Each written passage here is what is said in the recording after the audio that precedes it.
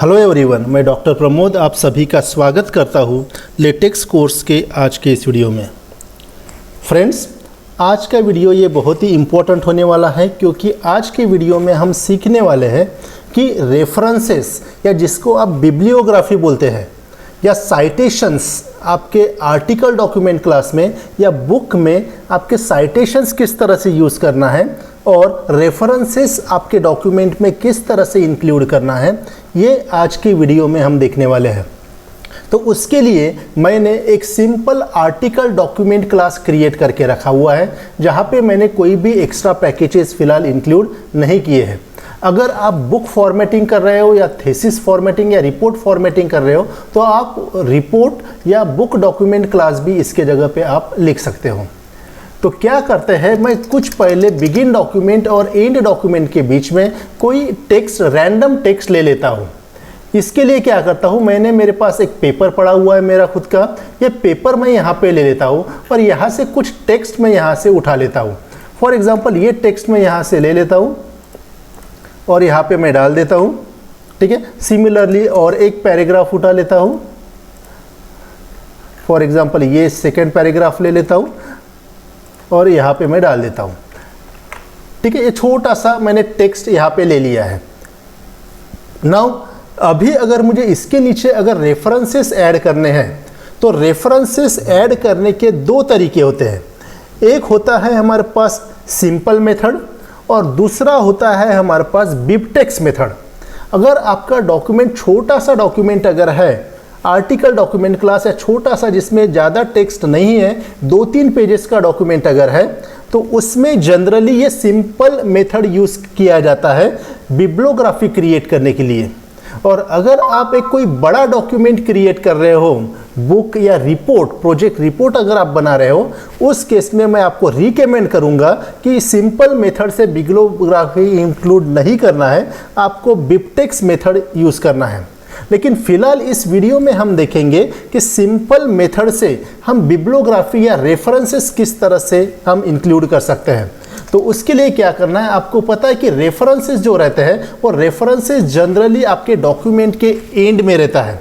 तो इसके लिए क्या करना है, आपको रेफरेंसेस इंक्लूड करने के लिए कमांड देना है /begin द बिब्लियोग्राफी। आप देख सकते हैं सबसे ऊपर आया हुआ है बिगिन द बिब्लियोग्राफी और उसके साथ साथ वाइड स्टेबल आया हुआ है। तो इसको आपको कट कर देना है, ठीक है। इसकी कोई फिलहाल ज़रूरत नहीं, तो इसको मैं फिलहाल एम्प्टी रखता हूँ। अभी ये जो हमारे पास बिगिन द बिब्लियोग्राफी और एंड द बिब्लियोग्राफी यानी द बिब्लियोग्राफी एनवायरनमेंट आपको इंक्लूड करना है।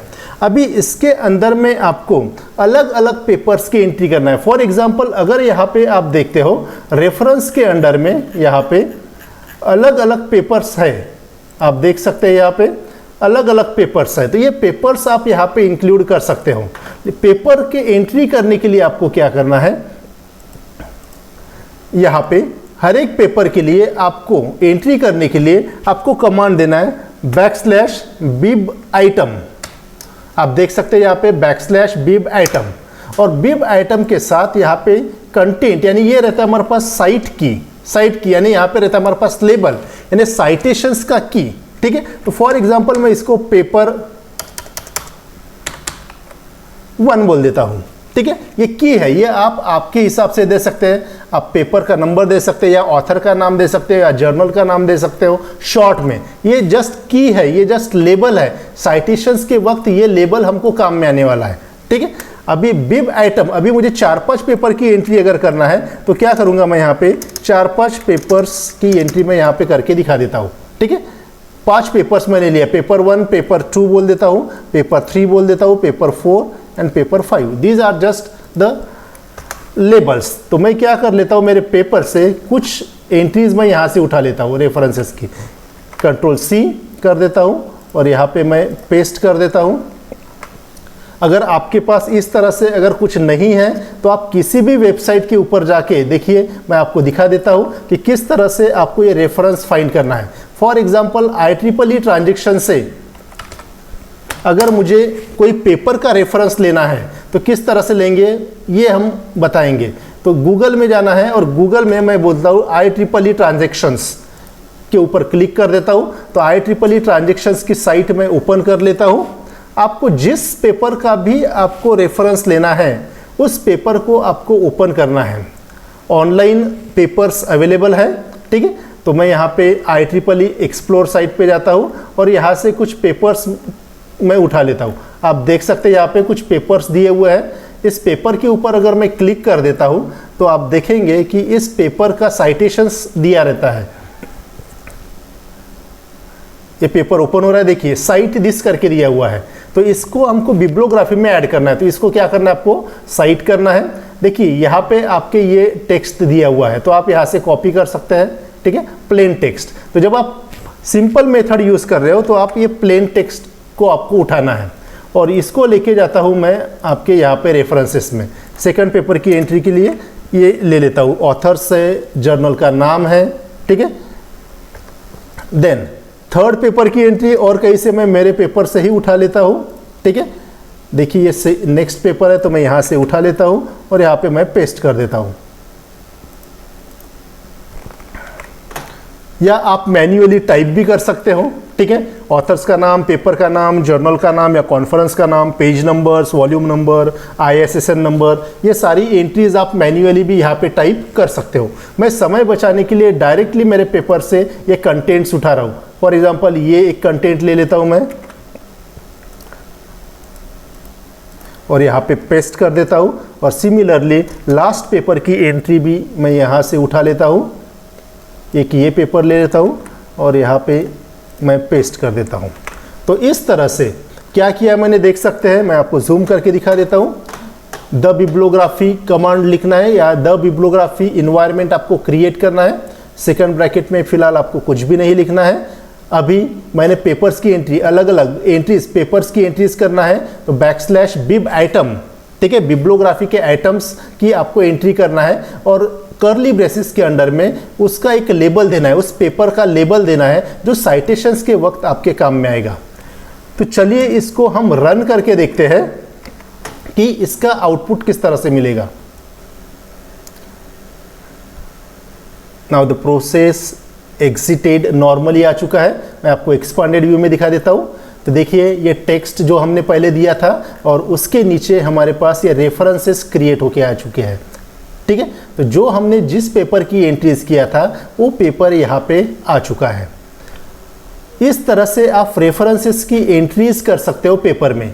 अभी अगर मुझे साइट करना है, किसी पेपर को साइट करना है, साइट करना है यानी क्या, जनरली ये जो पेपर्स रहते हैं हमारे पास कॉपीराइटेड पेपर्स रहते हैं और उन पेपर से कुछ टेक्स्ट अगर आप यूज़ करना चाहते हो तो जनरली आपको उस पेपर को साइट करना पड़ता है, उसका रेफरेंस जो है वो आपको दिखाना पड़ेगा। तो इसका मतलब लेट अस कंसीडर दैट कि ये जो मेरा पास फर्स्ट पैराग्राफ है, ये फर्स्ट पैराग्राफ फॉर एग्जांपल मैंने पेपर नंबर 2 से लिया हुआ है। तो पेपर नंबर 2 का क्या है, हमारे पास लेबल पेपर 2 है। तो इसलिए क्या करूंगा, यहाँ पे आपको एक कमांड यूज करना पड़ेगा। मैं जूम करके दिखा देता हूँ। इस फर्स्ट पैराग्राफ के एंड में मैं यहाँ पे एक कमांड यूज करता हूँ, दैट इज /साइट, और साइट के बाद यहाँ पे आपको उस पेपर का लेबल देना पड़ेगा। तो सेकंड पेपर से अगर मैंने लिया हुआ है तो यहाँ पे पेपर 2 दे दूंगा, ठीक है, साइट पेपर 2 कर देते हैं। लेट अस कंसीडर दैट कि ये जो थर्ड पैराग्राफ लिया हुआ है वो पेपर नंबर 5 से लिया हुआ है फॉर एग्जांपल। तो क्या कर दूंगा मैं यहाँ पे /साइट, साइटेशंस के लिए /साइट कमांड है और यहाँ पे मैं पेपर 5, आप देख सकते हैं नीचे पेपर 5 ये वाला है हमारे पास। तो इस पेपर 5 से अगर मैंने ये कंटेंट लिए हुए हैं तो इसको साइटेशंस देने के लिए /साइट मुझे साइट करना पड़ेगा और उस पेपर का लेबल मुझे देना पड़ेगा। इसके ऊपर अगर मैं कर्सर लेके आता हूं तो आप देख सकते हैं उस पेपर का रेफरेंस आ गया है, यहाँ पे आप देख सकते हैं, ठीक है। अभी अगर मैं यहाँ पे आपको बिल्ड एंड व्यू करके दिखा देता हूं तो आप देखेंगे कि जो PDF क्रिएट हो जाएगा उस PDF में फर्स्ट और सेकंड पैराग्राफ के साथ साइटेशंस आएगा। आप यहाँ पे देख सकते हैं फर्स्ट पैराग्राफ के साथ, ये देखिए सेकंड पेपर मैंने यूज किया था इसलिए 2 आया हुआ है और यहाँ पे हमने 5th पेपर यूज किया था इसलिए 5 आया हुआ है। ये 15 बाय डिफॉल्ट हमने जब कॉपी पेस्ट किया था ये मटेरियल उसका 15 है, ठीक है। ये 5 हमारे पास साइटेशंस है, पेपर नंबर 2 और पेपर नंबर 5 ये साइटेशंस है। इसका मतलब ये पैराग्राफ सेकंड पेपर से लिया हुआ है और ये वाला सेकंड पैराग्राफ है वो पेपर नंबर 5 से लिया हुआ है। अगर मैं इसका सीक्वेंस आगे पीछे अगर कर देता हूँ तो आपके ये नंबरिंग ऑटोमेटिकली चेंज हो जाएंगे।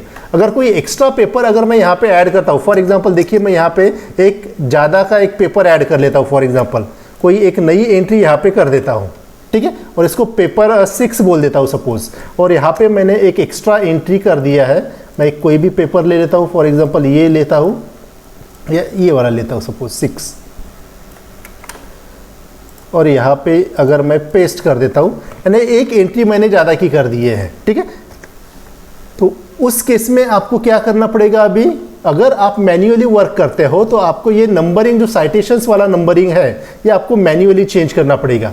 लेकिन लेटेक्स में मैन्युअल काम आपको ज़्यादा कुछ करना नहीं है। आप देखेंगे कि अभी जो पेपर नंबर 2 था वो पेपर नंबर 3 यानी 3rd पोजीशन पे है, और पेपर नंबर 5 था वो 6th पोजीशन पे चले जाएगा। तो ऑटोमेटिकली ये जो नंबरिंग है वो 3 और 6 आ जाएगा।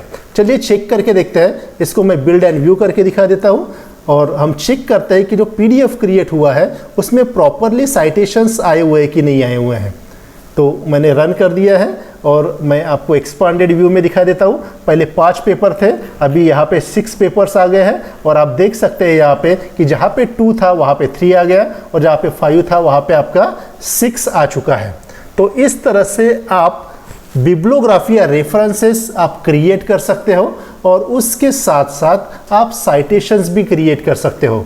तो अगर डॉक्यूमेंट छोटा सा है तो इस सिंपल मेथड से आपको रेफरेंसेस या बिब्लियोग्राफी क्रिएट करना है, और अगर बड़ा डॉक्यूमेंट है बुक्स डॉक्यूमेंट क्लास या रिपोर्ट डॉक्यूमेंट क्लास, तो उसके लिए आपको बिबटेक्स मेथड यूज़ करना है। तो ये बिबटेक्स मेथड क्या है ये हम नेक्स्ट वीडियो में देखने वाले हैं। सो फ्रेंड्स, आई होप कि आप लोगों को ये समझ में आया होगा। आप इसकी प्रैक्टिस कीजिए, और क्योंकि ये हर आर्टिकल जब आप जर्नल पेपर लिखोगे, रिपोर्ट लिखोगे, बुक लिखोगे, इसकी ज़रूरत आपको पढ़ने ही वाली है। तो इसलिए आपको इसको प्रैक्टिस करना बहुत ज़रूरी है। आप इससे ज़्यादा रेफरेंसेस आप इंक्लूड कर सकते हो जो कि प्रॉपरली फॉर्मेट होके यहाँ पे आ जाएगा। आपको डरने की कोई मैन्युअल फॉर्मेटिंग की ज़रूरत नहीं है, ऑटोमेटिकली ये फॉर्मेट हो जाएगा। लेकिन इस मेथड में दिक्कत ये है कि अगर आपको इसका स्टाइल चेंज करने के लिए अगर बोलते हैं, ठीक है, जैसे कि इसको IEEE ट्रांजैक्शन स्टाइल में अगर इसको करने के लिए अगर बोलते हैं तो ये सारा मैन्युअल काम आपको करना पड़ेगा। लेकिन अगर मैं बिबटेक्स मेथड अगर यूज़ करता हूँ तो बिबटेक्स मेथड में मुझे मैन्युअल वर्क करने की ज़रूरत नहीं पड़ेगी। अगर मेरे पास IEEE ट्रांजैक्शन स्टाइल में अगर लिखा हुआ है तो उसको मैं दूसरे स्टाइल में चेंज कर सकता हूँ, राइट। जैसे कि शिकागो स्टाइल है, APA स्टाइल है, APA साइट है, ठीक है। तो इस तरह से अलग अलग तरीके के स्टाइल्स जो है जो हम नेक्स्ट वीडियो में देखने वाले हैं उसको हम आसानी से कन्वर्ट कर सकते हैं। उसमें हमको कोई भी मैन्युअल वर्क करने की ज़रूरत नहीं पड़ेगी। तो friends, that's all for this video. Thank you very much.